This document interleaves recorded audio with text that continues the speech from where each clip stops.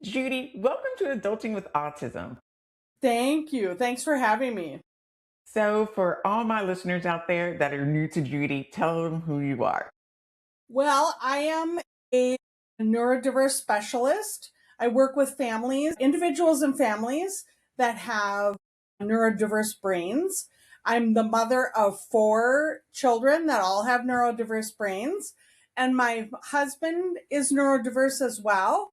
And so I drastically changed my career when that all came to light. And now this is what I'm doing. So I've lived it. I have the credentials, but I've lived it. So, for my guests out there, what made you decide to do relationship?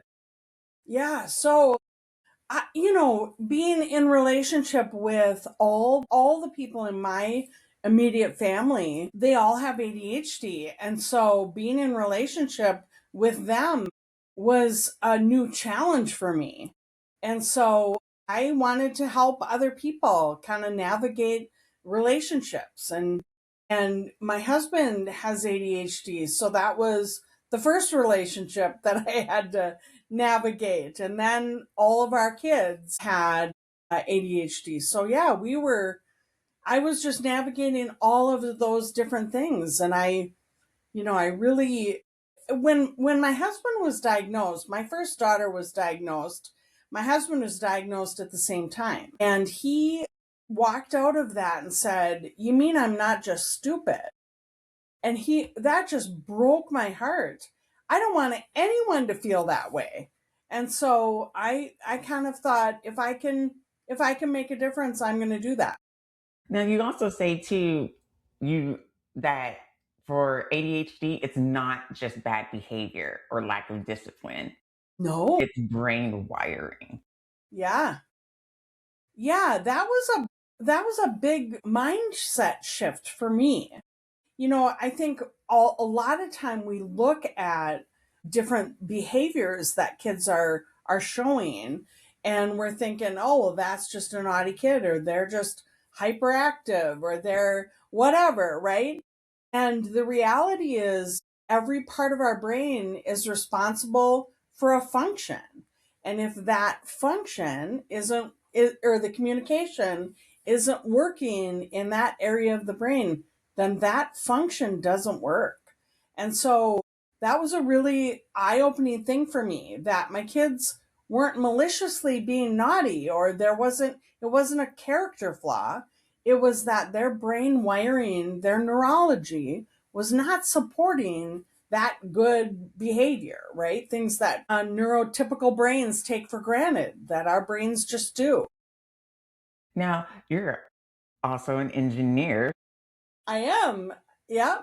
Does that help translate when you talk to ADHD to families? I think so. I have talked or worked with so many different engineers, and engineers tend to have more of that neurodiverse brain.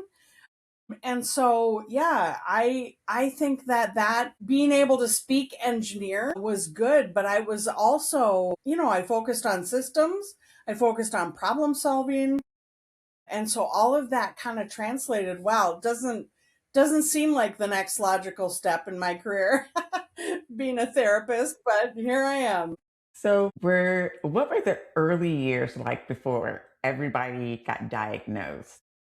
Gosh, yeah. Well, so the early years were chaos, right? I didn't really understand. First of all, I wasn't a very domestic person. I'm not sure that I was really ever cut out to be a mother, right? But it certainly was not, I was not natural at it. And so my family and my parents kept saying, you need to, put some more control in place, get control of those kids. And every time I tried that, I would escalate and they would escalate. And then we'd just escalate above each other. And so it was a lot of, kind of baffling behavior that I didn't really understand. And they weren't your typical easy kids, easy kid. And so it was a lot of chaos and a lot of discouragement, I think. What are like some of the patterns that can emerge when you have multiple people in a family that have ADHD? Yeah, the patterns are interesting because a lot of them, the things that I did for everybody. And so I was lucky from that standpoint, that some of the patterns were I was just doing the same thing for each of them. But they all, all of them have different strengths and struggles. And so we kind of had to adjust based on what the strengths and struggles were of each of the individual kids. And so I don't know. It's interesting because one child would struggle with can't follow three-step directions. One child was super emotional, and that came out that she was much more emotional than the other kids. One child was super high energy, and so that was the way he expressed, or it came out from him. So I'm not sure that's answering your question, but there were different strengths and struggles with each child.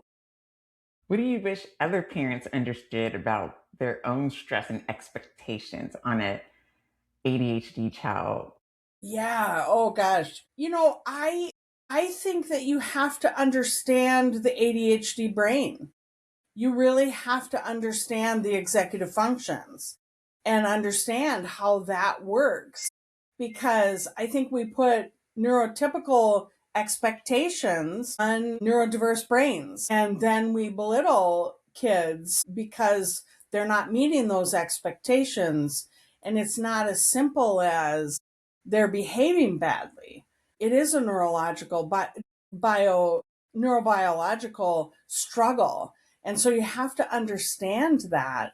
And then you have to come alongside them with a lot of grace and understanding, and help teach them things and teach those skills, and continuously reinforce those skills instead of implement consequences, because consequences really don't work.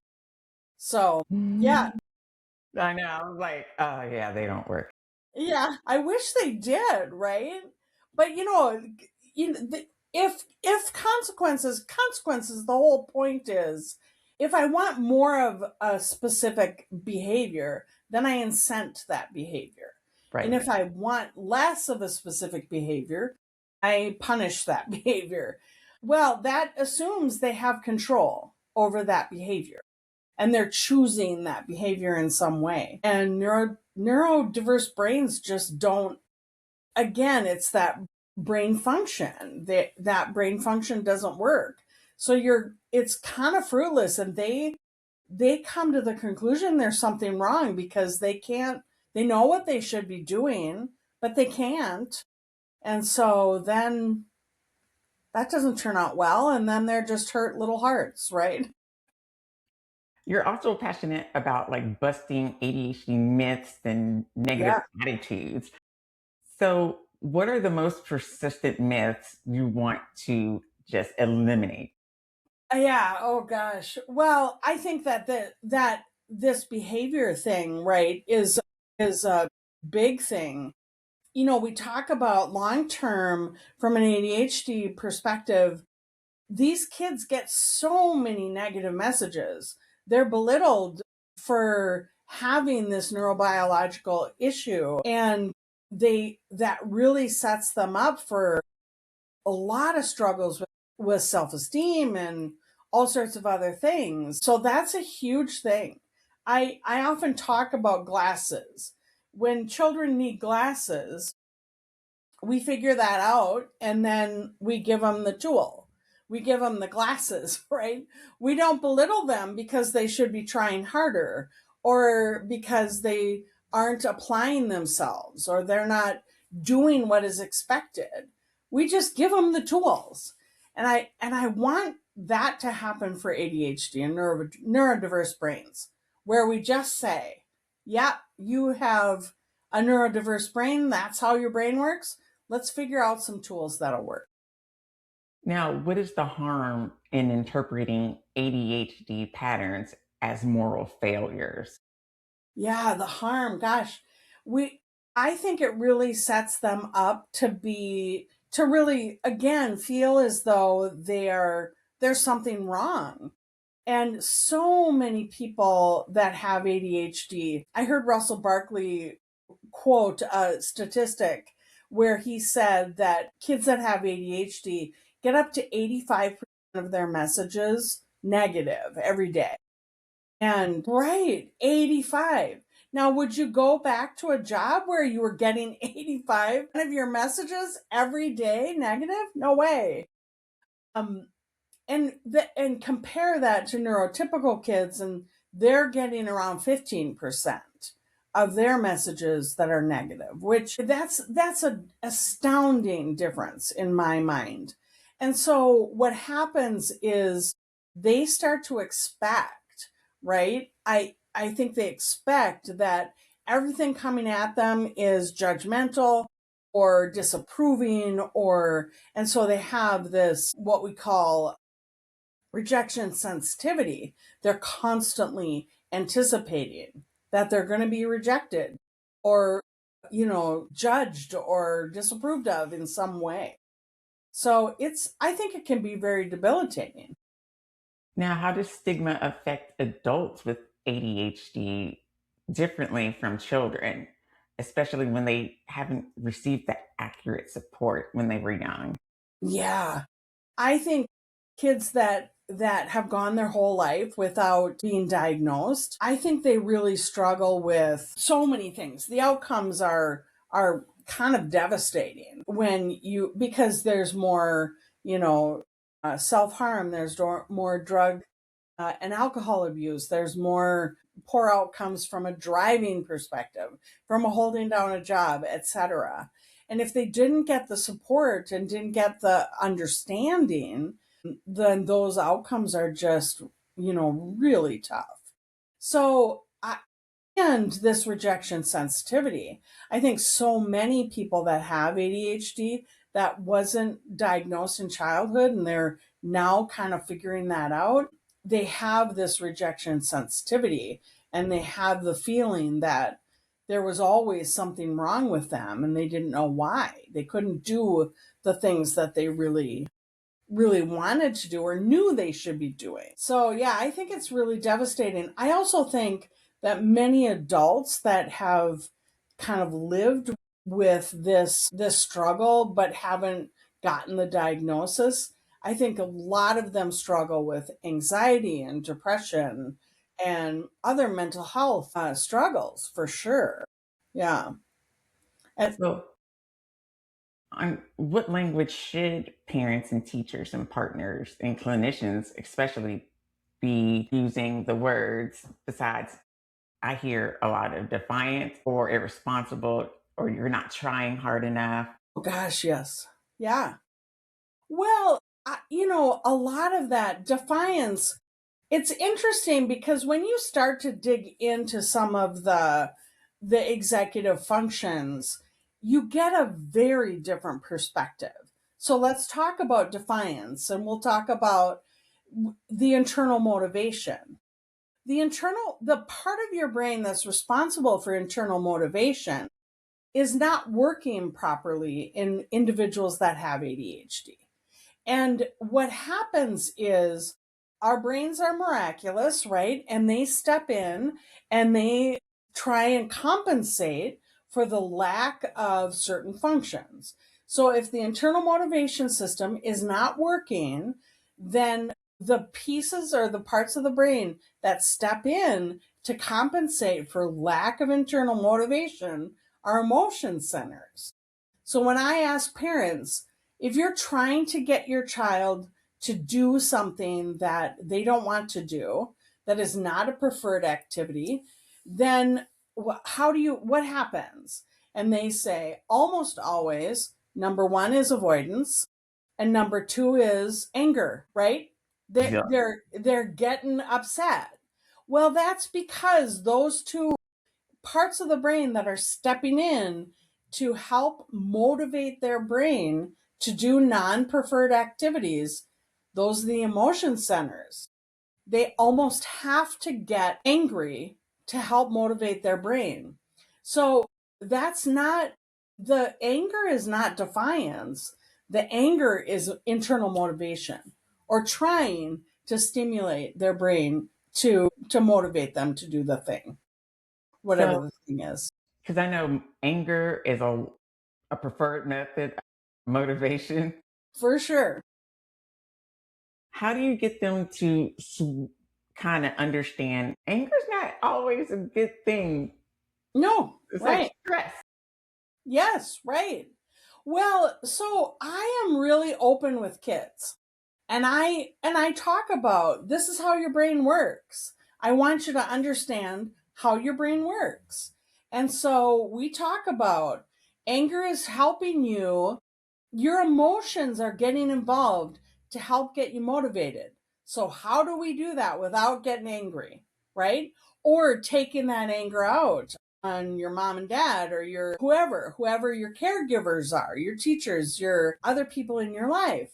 And so, can we do things like have a dance party to get your emotional juices flowing to do the thing? Can you listen to a podcast or listen to music or do something else that helps motivate or distract your brain to so you can be motivated to do the thing? I used to sing and do things with my kids like get your jammies on, get your jammies on. Get your jammies on. Everybody get up and get your jammies on. Do something to get those emotion centers involved without getting angry, right?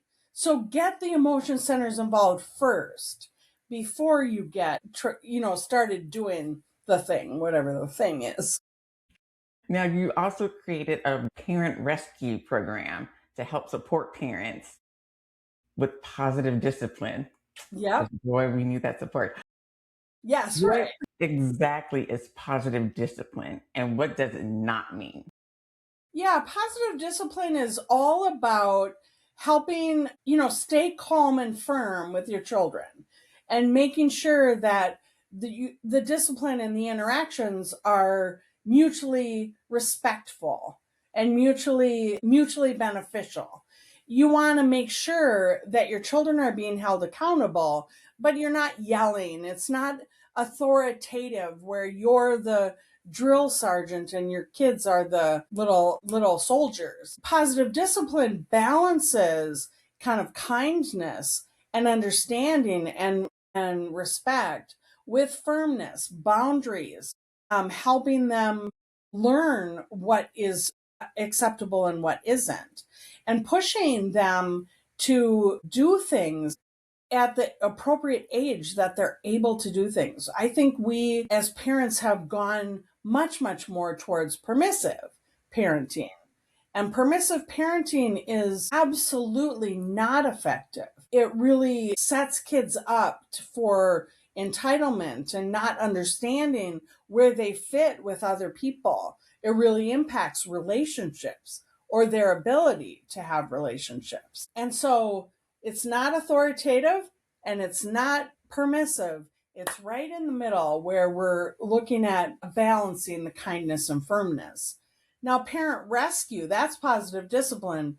Parent rescue adds neurodiversity to that and understanding how does the neurodiverse brain work and how do we work with our children and the neurology that they have. So, what does it look like to set clear boundaries and expectations without punishing the child for executive function struggles or like they're not having them exceed expectations that of their age? Because I know some of us set high expectations for them. Yes, right.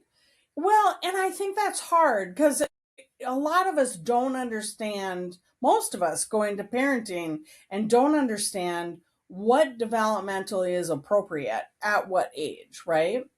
And so I think that if you see that a child can do something on their own, let them do that, right? And so, but we're often, I think it's kind of a push and pull with the expectations, right? If you have specific expectations and they're not able to meet them, then you have to bring your expectations back down. If you have, oftentimes I say, build, create a gap. So you have set your expectation higher and see where they come. Are they able to meet those expectations?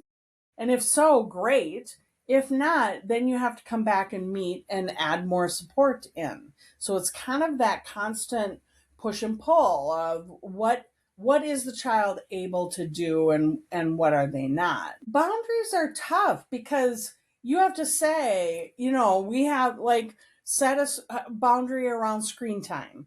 We have a limit in our house for 2 hours of screen time a day, right? And it's the setting those boundaries is determining what is the limit for you, and then keeping that boundary is not debating with the child, not negotiating, not going back and forth, just holding firm in a calm and respectful way. And when they start to amp up, just disengage, right? Don't continue to encourage the negotiations with your child. Just set that boundary and then stay firm with it. But you don't have to yell to implement those. Well, I know we parents, we want strategies to work right then and there. I know, So, right? how do you help them tolerate the slower work of teaching skills? And it's going to be repetition and it's going to change Yeah. systems. Yeah, gosh. I think that's tough. I think we as parents have to manage our anxiety first, right? And part of that is, like you say, we have these expectations that our kids are going to learn and respond very fast. There's, I think we have to reset our expectations. Nothing turns on a dime for most kids, and neurodiverse kids, it's even harder. It takes longer to teach those skills. And so part of it is just trying to work with your partner and tag team if possible, or find different support and respite that can help you stay hopeful and stay consistent, because this is a marathon. It's not a sprint, for sure. Well, how do you help parents when they are triggered by their child's behavior, especially as when they are young adults? Because, oh, my kid tricked. Yeah, yeah. When they're teenagers, yeah. Some of it is I try and get behind what's the expectation, what is getting triggered, because a lot of that, part of it could be just disrespect, like they're being disrespectful, and how do you set a limit around, no, you don't talk to me that way, right? And you don't get anything you want if you talk to me that way. But it really is, what is behind that? Are you expecting that they are going to be that model child? Are you is there something from your childhood or your family of origin that is getting triggered, and digging in a bit to that? Which is why I'm not just a coach, I'm a therapist as well, because there's lots of things. Man, your kids really know exactly the buttons to push. They find that out very, very quickly, don't they? They're quick. Yes, they're good at that. And it's amazing. It's like, oh my goodness. But realizing that, I always say, kids' job, the kids' role is to get everything that they want, as much of everything that they want as possible. And our role is to put limits and boundaries, and help them learn how to not get everything they want, right? Yes. And you also work with couples. I do. And of course, you said you were married to an ADHDer. I am. What are the most common relationship conflicts that come up? Gosh, we could spend all day on this, April. There's so many things in relationship that are difficult. I think again, most couples don't understand, if they have a neurodiverse brain in the mix, They don't understand what that means. And you have to understand the strengths and struggles of your brain and their brains, right? And so a lot of times people with ADHD don't remember agreements, right? They don't Mm. remember that we just had this conversation about how we're going to handle a certain situation with our child, and the ADHD brain doesn't remember it. We are often fighting. My husband cannot fight in the moment. If he is emotionally triggered, he shuts down. If I'm emotionally triggered, man, I'm a pit bull. I go after him. And so to fight fair, we have to kind of separate, calm our bodies down, and then come back. So it's knowing some of those strengths and struggles that have to do with both of our neurology, our brain wiring. Yeah. So, what does fair division actually, well, of labor look like in the home when partners have different executive functioning strengths? Yeah. Yeah, I talk about you have to understand, like I do most of the planning and the organizing. He teases, my husband teases that I'm the planner and he's the planter. So I plan and he does. And so we have to understand our strengths, right? He is not a planner, but he will give me his point of view, and then he'll go do whatever we decide that we're going to do. So I think dividing up roles, really, there's no traditional roles in this type of marriage. It is really, what are your strengths, and you do the things that align with your strengths, and I'll do the same. So yeah, it has been a challenge though to try and figure that out. Now, So how can adults kind of come together when one is not diagnosed and ready to learn about ADHD while the other one is like kind of defensive about it? yeah, I think that's really hard. And I think you need a third party to kind of help navigate that. I'll have that discussion often, but I go about it in a different way.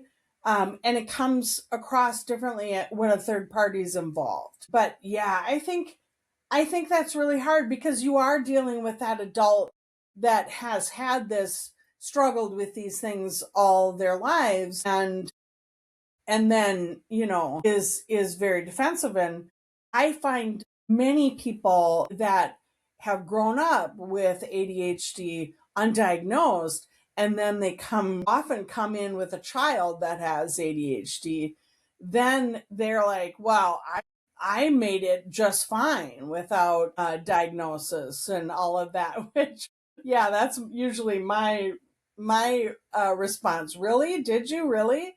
And so I challenge that a little bit. So I'm a little bit more open and lovingly challenging. When might an adult benefit from therapy versus coaching, or do they need both? Well, it's hard for me that's a tough question because it really depends on the person.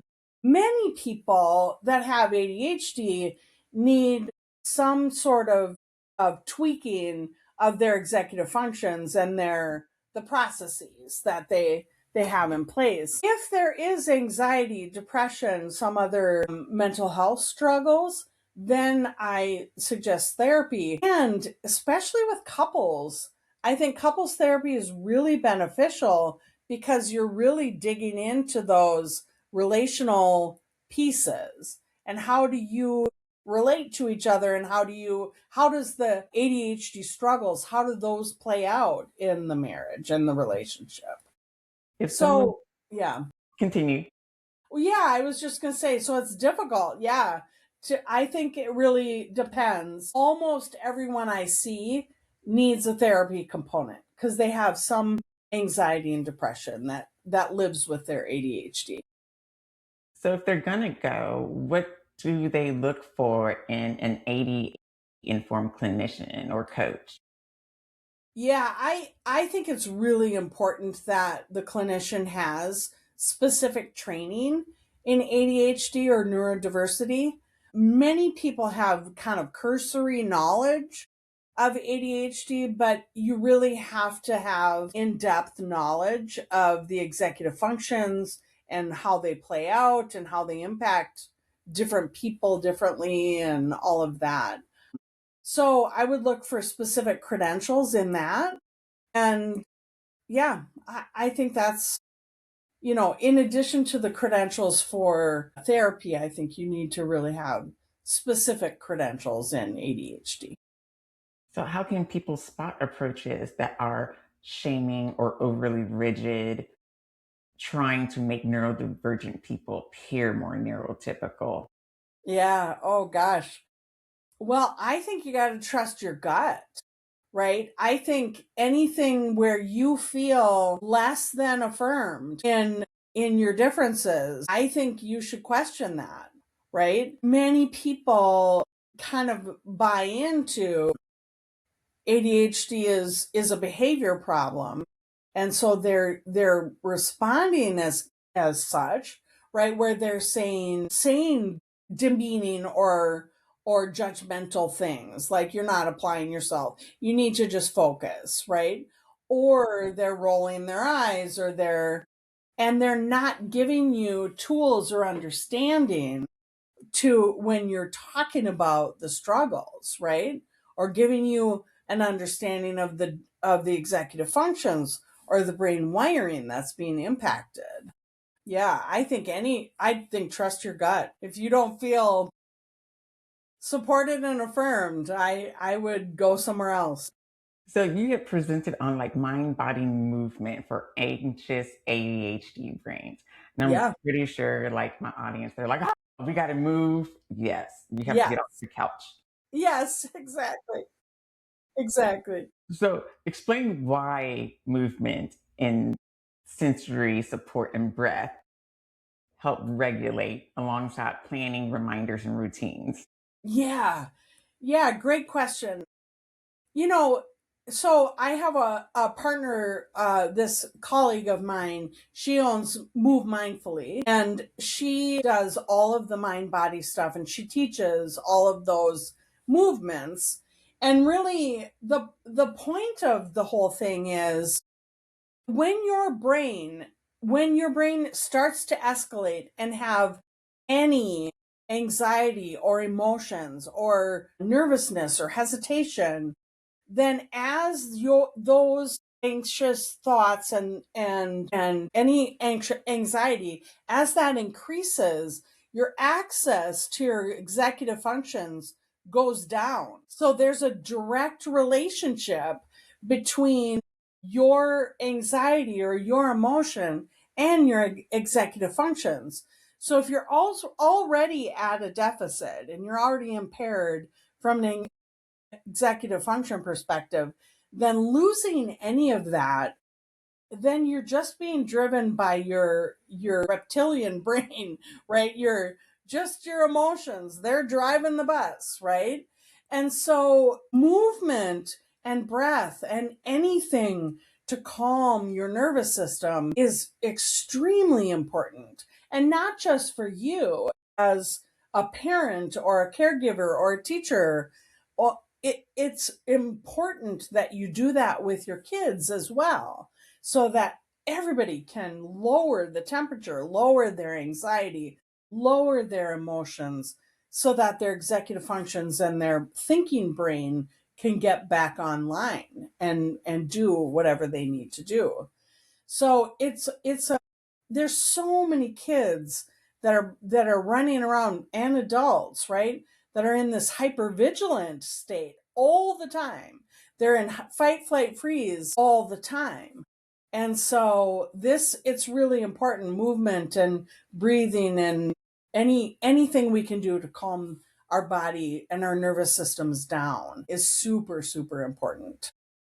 So, if somebody out there wants to make a change to reduce shame in their household this week, what should it be? Oh, this week? Yeah, I think first start to pay attention to your own anxiety and how you respond to your kids. And see if you can just lower your anxiety and make sure that you're calm and able to be more calm and respectful. I think if you do that, then the way you respond to your kids and your spouse or partner, it makes a huge difference. So manage your anxiety first. You're full of tough questions, I April. know I bring the tough questions. If a young adult it feels constantly criticized by parents or partners, what is one way they can start a productive conversation about their needs without lashing out? Yeah. Oh gosh. See, there's another toughie. Well, the question oftentimes there's often they have another trusted adult, at least one trusted adult in their sphere. And so I would have the conversation with the trusted adult first and see if they can, get some support and help that, see if that trusted adult can help open that conversation with parents. If not, I think it's important that when you start that conversation, or anticipate that there may be some emotional backlash, and you have to stay calm and wait until the other person is calm to really have any productive conversations. So it's tough. If a parent is worried that their kid is getting it wrong or they're getting it wrong, what do you want them most to hear? Everybody is so resilient, right? And so I struggle with the getting it wrong, right? You're not getting it wrong. There's always ways to turn it around or turn in a better direction. And kids are super resilient, and so are we as adults. And so there's always ways to improve communication, improve the relationships, and help get moving in the right direction. Now, after raising neurodivergent children, being married to a neurodivergent partner, and supporting these families professionally, what still gives you hope? Gosh, there's so many families. Everybody wants to do the best they can, right? And so families are always, and parents are constantly learning, constantly wanting to do the best. I've had so many families that once they've understood, just this week, one of my families said, understanding the neurodiverse brain, I have more compassion and more patience and more love for my child. And I was like, yes, that's what we need. We need more of all of that. So let's understand what neurodiversity is, and then more compassion, more mutual respect, more understanding. Yeah.